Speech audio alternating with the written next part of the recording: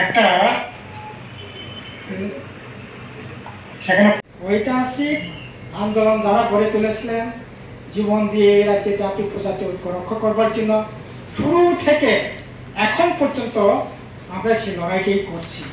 এই রাজ্যে বিভেদ তৈরি করবার জন্য কখনো স্বাধীন ত্রিপুরা, কখনো আলাদা রাজ্য, কখনো বা বলছে ত্রিপুরা ল্যান্ড, কখনো গ্রেটার ত্রিপুরা ল্যান্ড, বিদেশি বিতরণ করতে হবে। এই সমস্ত বিবেককামী শক্তির বিরুদ্ধে, নীতির বিরুদ্ধে, স্লোগানের বিরুদ্ধে জীবন বাজি রেখে জীবন দিয়ে ঐক্য রক্ষা করবার সংগ্রাম গণমুক্তি পরিষদ করেছে।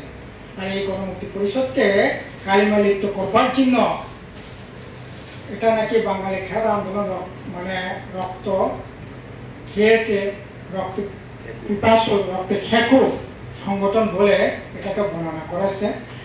আমরা এই সমস্ত ঘটনা বা এই সমস্ত লেখা, এই সমস্ত বক্তব্যের তীব্র নিন্দা করছি, প্রতিবাদ করছি। কোনো মতেই এটা এই রাজ্যে গণতান্ত্রিক মানে সুভূত সম্পূর্ণ মানুষ এটা কোনোভাবেই সমর্থন করতে পারে না এই সমস্ত বক্তব্য। কাজেই আমরা এর সাথে সাথে যে কথাটা বলতে চাইছি এটা হচ্ছে আজও